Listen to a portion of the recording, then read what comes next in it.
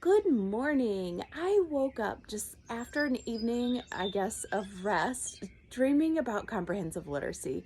And I was doing that because I was recently working with a school and they were talking about how everything they were teaching in literacy felt disjointed. And that's the thing about comprehensive literacy. We want to think about really developing systematic, explicit teaching and application in a variety of ways of the skills that we're teaching. So let me give you a couple of examples. So one of the things might be in phonics, we're studying a specific skill and we're teaching students that to apply that skill in isolation and in dictation. Well, we want to actually give them more opportunities to practice that skill as well.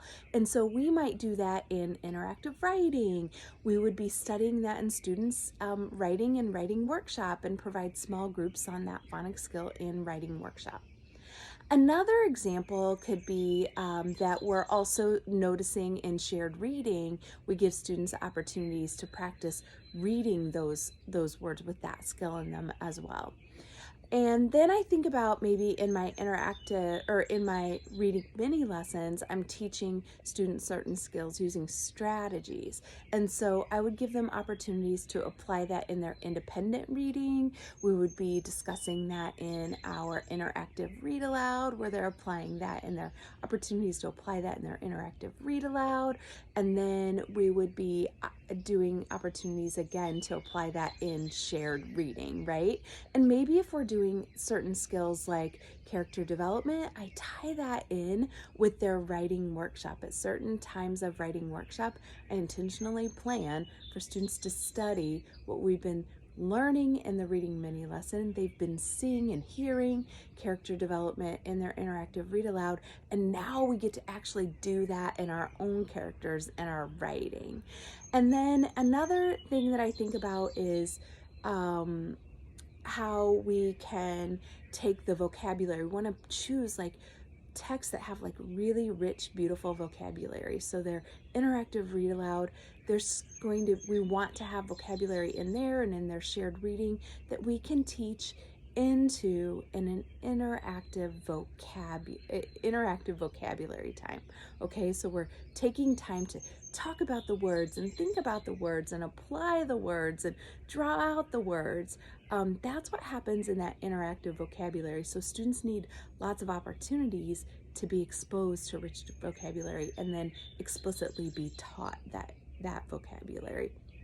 And then when I think about editing and grammar, I have a specific interactive edit and a specific interactive grammar time. And so I don't want those to be isolated. Think about where are we in writing workshop and what might be a great interactive lesson or interactive grammar lesson that I could teach that students could start applying, like they're ready for that now. So think about your scope and sequence of those skills and where that might fall in your writing process, in your writing workshop, and how that application can look really nicely. So Dr. Brenner and I are going to show you how to do all of this without a resource. So if you didn't have a resource, you're not alone. There are lots of educators that don't have resources. We're going to show you how to do this thoughtfully, intentionally, and get ready for developing your own comprehensive literacy plan for your classroom. I want to let you know that, yeah, this is hard. This is not easy, right? But when you can do that in a team and with your team, and if you're lucky enough to have the support of a literacy coach or an instructional coach, that's how this works. Like we all come together and we plan and we process, and it helps kids have lots of opportunities to practice the skills that we're teaching them.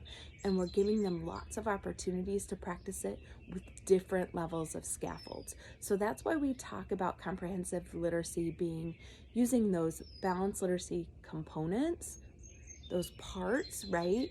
Because they're different scaffolds.